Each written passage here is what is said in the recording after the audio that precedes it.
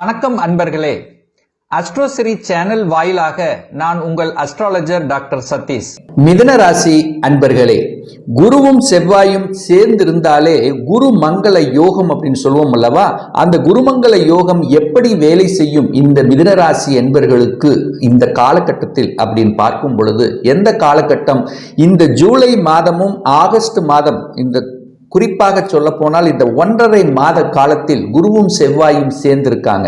அந்த குருங்கிறது உங்க ஜாதகப்படி யாருன்னா 7க்குரியவன், திருமணஸ்தானத்தின் அதிபதியும் அவரே, அதே சமயத்தில் தொழில் ஸ்தானத்தின் அதிபதியாக இருக்கக்கூடியவர் அந்த குரு பகவான். செவ்வாய் பகவான்ங்கிறது உங்களுக்கு 6க்குரியவன், கடன் நோய் எதிர்ப்பு பகையை தரக்கூடியவன், அதே சமயத்தில் லாபத்தை தரக்கூடிய அந்த செவ்வாய் குருவோடு சேர்ந்து 12ஆம் இடம் என்கின்ற விரயஸ்தானத்தில் இருக்கும் பொழுது நிச்சயமாக உங்களுக்கு கடந்த சில மாதங்களாக இந்த செவ்வாய் பகவான் சனியோடு சேர்ந்திருந்தார், ராகுவோடு சேர்ந்திருந்தார், சனி பார்வை பெற்றிருந்தார். இப்போ குருவோடு இணைந்து மங்களகரமான விஷயத்துக்கு அந்த செவ்வாய் உங்களுக்கு கொடுப்பார். என்ன மங்களகரம்? இதுவரைக்கும் கடன்ல பல பிரச்சனைகளை சிக்கி கொண்டு தவித்து கொண்டு இருந்தீர்களவா? இப்ப கடன்னால உங்களுக்கு ஆதாயம், அனுகூலம் பெறக்கூடிய ஒரு நல்ல மாதமாக உங்களுக்கு அமையும். அப்ப கடன் சார்ந்த விஷயத்தில் இதுவரைக்கும் கடனை அடைக்க முடியல, கடன்ல பல தொல்லைகள் அனுபவித்திருந்தீங்க, யாருக்கெல்லாம் ஜாமீன் கையெழுத்து போட்டுக்கொண்டு அவர்களுக்காகவே நீங்க செலவு செய்து கொண்டு அதுக்கான ஒரு வலி வேதனையை அனுபவித்துக் கொண்டிருந்தீர்களவா? அதிலிருந்து விடுதலை பெறக்கூடிய ஒரு நல்ல காலகட்டமாக அமையும்.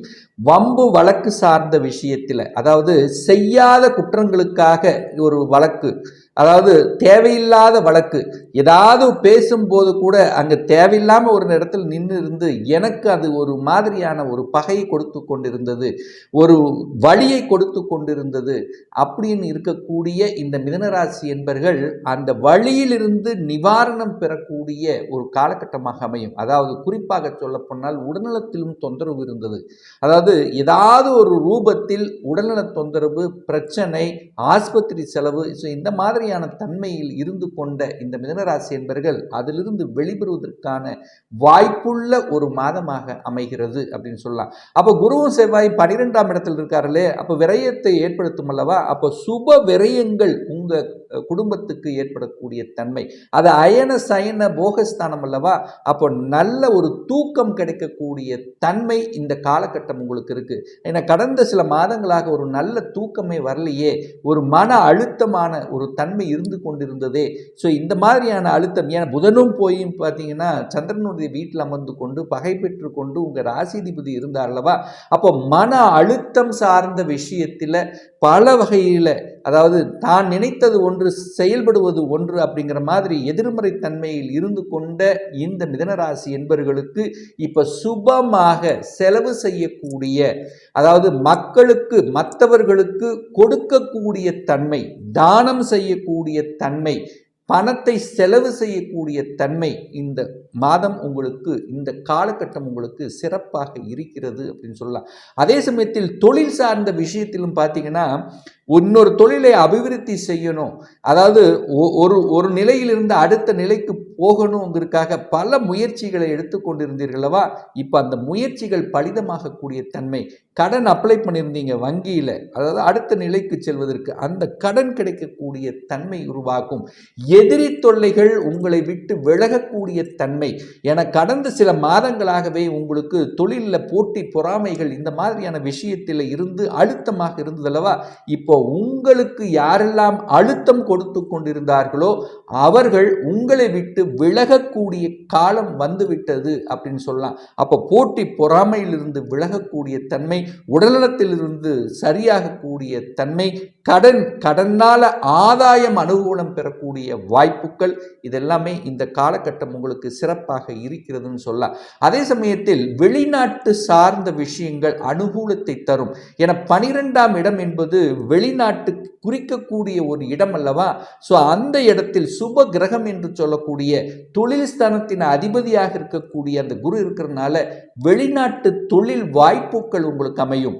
என்ன தொழில் வாய்ப்புகள்? ஏற்றுமதி இறக்குமதி சார்ந்த விஷயத்தில் என்ட்ரி ஆவதற்கான வாய்ப்புகள், அல்லது வெளிநாட்டில் ஒரு தொழிலை தொடங்குவதற்கான அந்த அனுகூல தன்மைகள், அல்லது வெளிநாட்டில் போய் வேலை பார்க்கணும் என்கின்ற எண்ணத்தில் இருப்பவர்களுக்கு அந்த எண்ணம் ஈடேறக்கூடிய அமைப்புகள், அல்லது நான் வெளிநாட்டிலேயே தங்கிட்டு இருக்கேன், அங்கே பிஆர் எனக்கு கிடைக்குமா, அங்கே ஒரு குடியுரிமை கிடைக்குமா, அதுக்காக அப்ளை பண்ணி காத்து கொண்டிருப்பவர்களுக்கு அங்கே குடியுரிமை கிடைக்கக்கூடிய தன்மைகள். ஸோ இந்த வெளிநாட்டு சார்ந்த விஷயங்கள், கடல் கடந்து வாணிபம் சம்பந்தப்பட்ட விஷயங்கள், அந்நிய மதத்தினருடைய டீல் பண்ணக்கூடிய விஷயங்கள், அல்லது நீங்கள் இந்தியாவில் இருந்தாலும் ஸ்டேட் டு ஸ்டேட் மாறக்கூடிய தன்மைகள், சென்ட்ரல் கவர்மெண்ட் சார்ந்த விஷயங்கள், ஒரு எக்ஸாம் எழுதியிருக்கிறீங்க, சென்ட்ரல் கவர்மெண்ட் ஜாப் கிடைக்கக்கூடிய வாய்ப்புகள், சந்தர்ப்பங்கள் இந்த காலகட்டங்கள் சிறப்பாக இருக்கிறது.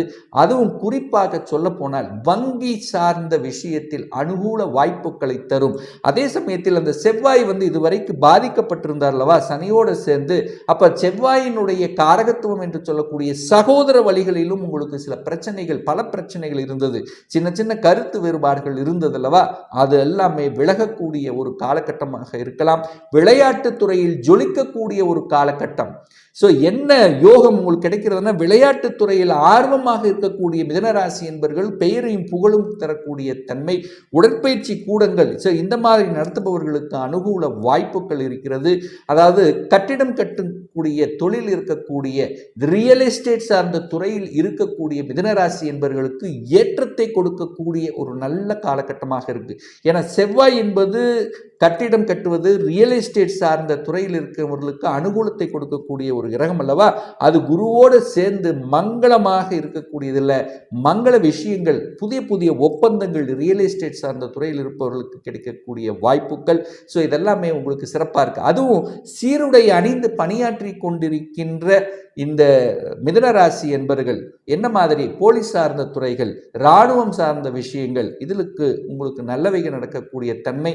அதிகாரம் படைத்த, அதிகாரம் சார்ந்த விஷயங்களுக்காக, அதாவது அடுத்த நிலைக்கு அதிகாரம் சார்ந்த ஐஏஎஸ் ஐபிஎஸ் இந்த மாதிரி அதிகாரம் சம்பந்தப்பட்ட துறையில் இருப்பவர்களுக்கு நல்ல மாற்றங்கள், உங்களுக்கு பெயரையும் புகழும் கொடுக்கக்கூடிய தன்மைகள்.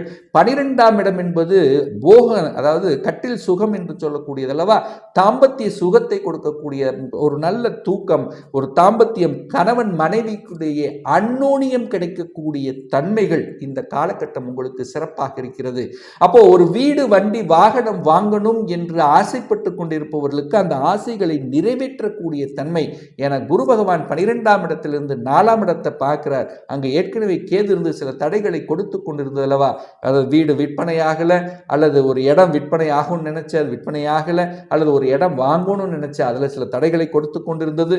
ஸோ இந்த மாதிரி நிலம் சார்ந்த விஷயத்தில் இருந்து வந்த அத்தனை விதமான பிரச்சனைகளை தீர்க்கக்கூடிய ஒரு காலகட்டமாக இந்த தன்மை உங்களுக்கு சிறப்பாக இருக்குது. ஏன்னா குருவும் செவ்வாயும் இணைந்து, அந்த குரு செவ்வாய் 2 பேரும் பார்த்தீங்கன்னா நண்பர்கள் என்கின்ற முறையில், அது சுக்கிரனுடைய வீட்டில் இருக்கும்போது நல்ல சுபத்துவமான விஷயங்கள், உங்களுடைய குழந்தைகள் படிப்பு சார்ந்த விஷயங்கள் சிறப்பாக இருக்கும்.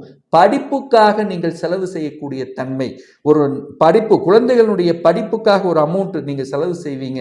அது வெளிநாட்டில் போய் படிப்பதாக இருந்தாலும் சரி, அல்லது அவங்க விருப்பப்பட்ட எந்த கோர்ஸஸ் ஜாயின் பண்ணாலும் அந்த படிப்புக்கான செலவு செய்யக்கூடிய தன்மைகள் இந்த காலகட்டத்தில் குழந்தைகள் நன்றாக படிக்கக்கூடிய சந்தர்ப்பங்களை நிச்சயமாக உருவாக்கும் அப்படின்னு எடுத்துக்கலாம். அதே சமயத்தில் குரு 12ல போய் மறைஞ்சிட்டாரே, திருமண நிகழ்வுகள் நடக்குமா அப்படின்னு ஒரு கேள்வி கேட்டீங்கன்னா, நிச்சயமா சுப விஷயங்கள், அதாவது ஒரு சிலருக்கு குரு 12ல் மறைந்திருந்தாலும் உங்களுக்கு ஒரு நல்ல தசா புத்தி நடக்கும்போது திருமணம் சார்ந்த விஷயத்துல எந்த பிரச்சனையும் உங்களுக்கு ஏற்படுத்த போவதில்லை அப்படிங்கிறதையும் எடுத்துக்கலாம்.